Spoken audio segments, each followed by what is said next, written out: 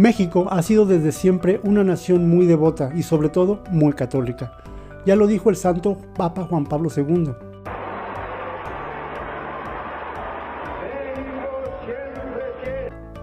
Y es verdad, nuestra nación cuenta con una de las devociones marianas más grandes del mundo, la Virgen de Guadalupe. Tan solo con dar un vistazo a la cantidad de fieles que se congregan el 12 de diciembre, aún con las restricciones de la pandemia, se confirma la religiosidad con la que cuenta el mexicano.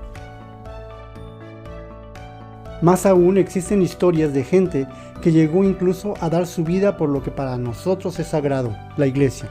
Historias de hombres y mujeres que sintieron el amor de Cristo y derramaron su sangre por sus ideales. Pero también existen muchas historias de personas que se consagraron al servicio de Dios y que gracias a esa entrega llegaron a los altares y fueron reconocidos como santos. No es extraño pensar que de una nación como la nuestra, con una larga tradición católica, hayan emanado muchos santos, hombres y mujeres, que tras haber entregado su vida a Dios y después de una larga investigación, se les reconozca como santos y ahora formen parte del devocionario de la gente. Y aunque suene raro, durante muchos años México solo contaba con un santo, desde 1862 y hasta el año 2000. Solo una persona nacida en esta tierra había sido reconocida como santo. Esto es Teotocos y hoy hablaremos de San Felipe de Jesús.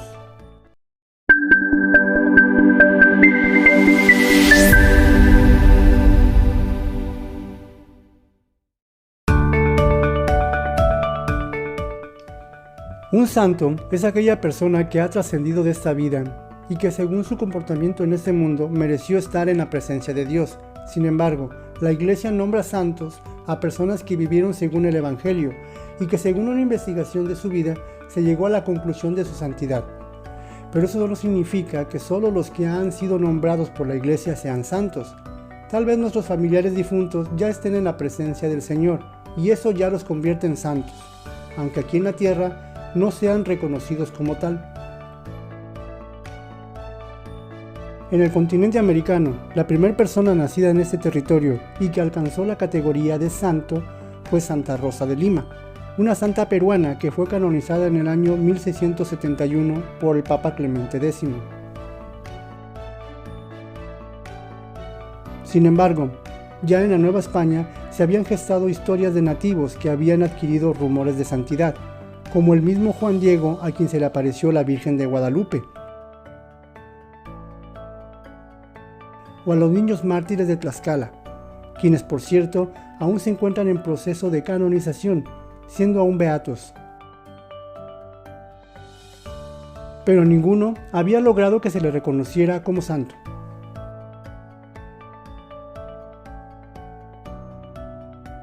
En el año 1572 nació Felipe de las Casas, hijo de don Alfonso de las Casas y doña Antonia Martínez, en lo que hoy es la Ciudad de México. O sea, que era chilango acá, mi compa el Feli, no hombre. Y me enteré de que era el mayor de 11 chavos, órale, de 11. Y también me contaron, pues no, pues que era pariente de acá de un tal Bartolomé de las Casas, ¿no? Pues yo sé quién es, ¿o qué? Fray Bartolomé de las Casas fue uno de los monjes que llegaron a la Nueva España a evangelizar y que debido a la férrea defensa que hizo por los indígenas se le llegó a denominar protector de los indios. Pero continuemos. Felipe fue un niño muy travieso y sumamente inquieto. Estudió gramática en un colegio dirigido por jesuitas. Cabe señalar que la familia de Felipe era de buenos recursos. O sea, que tenían varo, carnal. Por eso pues le latió más la platería. O sea, trabajar el oro y la plata. Entonces ahí estaba la feria, ¿no? Por eso cuando lo beatificaron, los plateros de la Ciudad de México lo nombraron acá, machín, su patrón. Y hasta el día de hoy, pues así mero se conserva. Así fue. Se cuenta que Felipe fue un niño muy travieso y que a su nana, una mujer que se encargaba de su cuidado, le hacía muchas travesuras. Y cuando a la mamá del pequeño le llegaban las quejas, ella afirmaba que su hijo era un santo. Pues ¿cuál santo? Si el morro era tremendo. Por eso la nana decía que era más fácil que la higuera acá, la seca, la que tenían allí en el patio, pues volviera a dar hojas. O sea, que reverdeciera. Eso era más fácil, a que el morrito pues se volviera santo. Pues eso parecía, pues la familia de Felipe Pese a que eran de buenos recursos, era una familia muy devota y esos valores se los trataban de inculcar a sus hijos. Por desgracia, Felipe ya de joven decidió dedicarse a los gozos mundanos y a los negocios, sin dedicarle tiempo a Dios y a sus cosas. Ya que le gustaba el bailongo, como a mí, las pachangas, el cotorreo. Se dice que en ninguna escuela duraba, pues ¿por qué sería? Y en lo que sí le logró armar pues fue en la platería. Por eso su jefe un día pues que me lo manda a las Filipinas.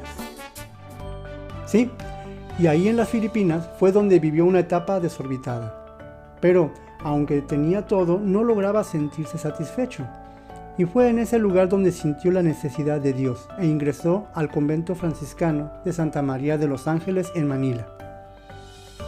Se cuenta que un día mientras caminaba por las calles de Manila, vio a unos monjes que caminaban muy contentos, y eso le llamó la atención, pues aquellos hombres descalzos y con harapos se veían más felices incluso que él, que tenía todo lo que el dinero le podía comprar, pero que no lograba estar satisfecho. Y esa fue una de las cosas que le hicieron entregar su vida a Dios. La comunidad donde ingresó era de corte misionero, por lo que sin saberlo se estaba preparando para lo que el destino le tenía preparado. Así un día, y después de años de estudio y preparación, le anunciaron que estaba listo para ser ordenado sacerdote. Y por gracia de Dios, dicha ordenación se tendría lugar en la ciudad... Pues acá en la Capirucha, canal, en la CDMX, o sea, en la Ciudad de México. Además venía con varios camaradas, como el tal Fray Juan Pobre. Por cierto, ya para entonces el Felipe, ya no era Felipe de las casas, no, ya era Felipe de Jesús.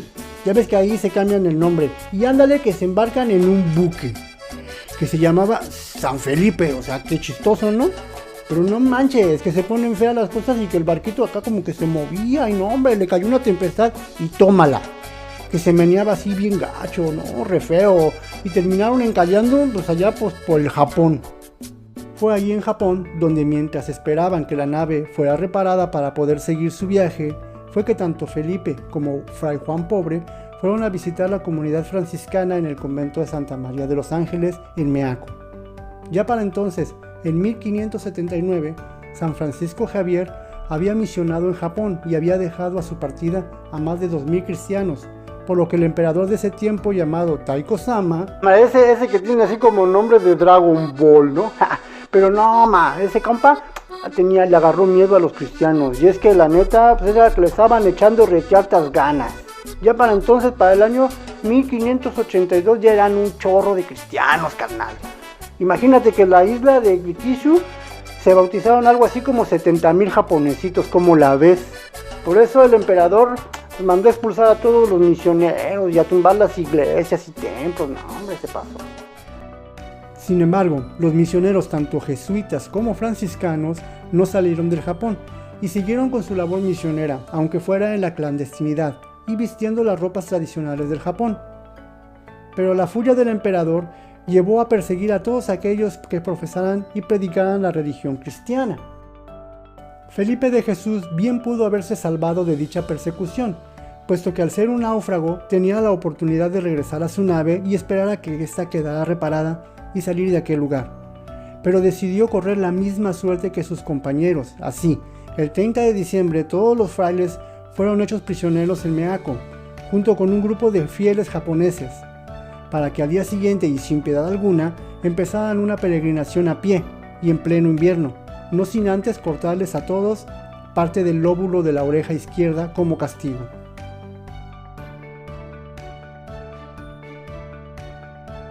El recorrido que hicieron fue de aproximadamente 900 kilómetros de Tokio a Nagasaki y duró un mes. Todo esto para dejarles ver a las personas de los pueblos lo que les podía pasar si deseaban abrazar la fe cristiana. De hecho, en el transcurso se unieron otros catequistas que también fueron apresados en Osaka, así como otros más en diversos pueblos. Al final terminaron siendo 26 prisioneros, de los cuales destaca el padre San Pablo Miki, sacerdote jesuita de origen japonés. Según testigos de la masacre, Fray Felipe de Jesús, al llegar al lugar donde serían martirizados, corrió y se abrazó de una de las cruces del centro, como un niño que se abraza a su madre. Se dice que no había suficientes cruces para todos, y seguramente Felipe quiso asegurarse de alcanzar el martirio en una.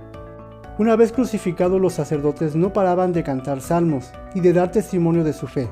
Son muy conocidas unas palabras de San Pablo Miki que dijo desde la cruz, donde afirmaba que no había púlpito más honroso que aquel madero en el que estaba atado. En el caso de Felipe, se dice que asombrados los soldados de la fuerza del cuerpo del fraile mexicano, pues pese a que estaba completamente exhausto por el tumultuoso recorrido y por la falta de alimento, se mantuvo erguido, aún crucificado, y para asegurarse de que muriera, le clavaron 2 lanzas que lo atravesaron en forma de X, y sus últimas palabras fueron: Jesús, Jesús, Jesús.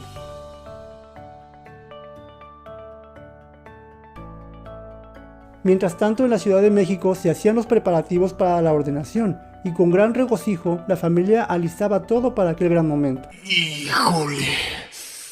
Yo creo que no se va a poder.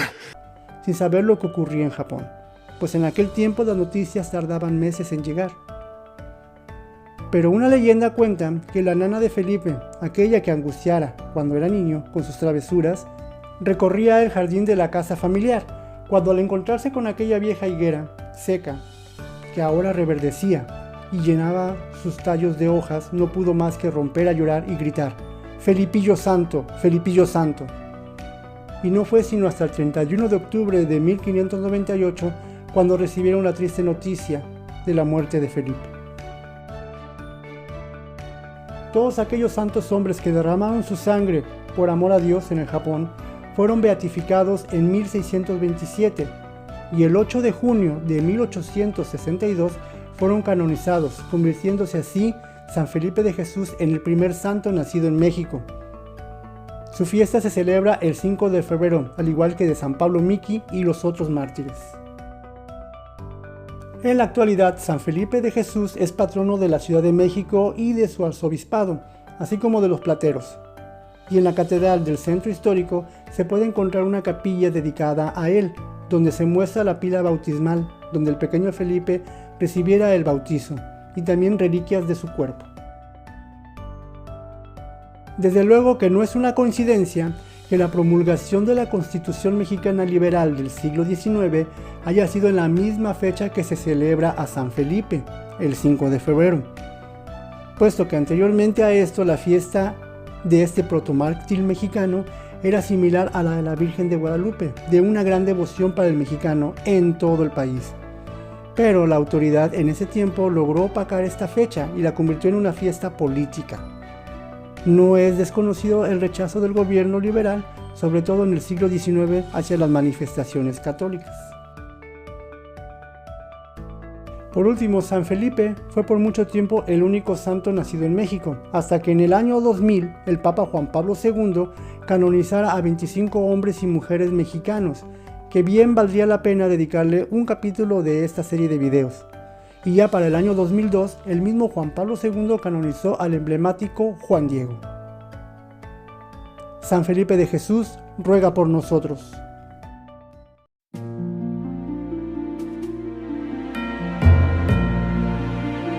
Si te gustó este video, tal vez te puedan interesar otros que puedes hallar en este canal. Te agradezco que dejes tu like y que te suscribas al canal. Gracias.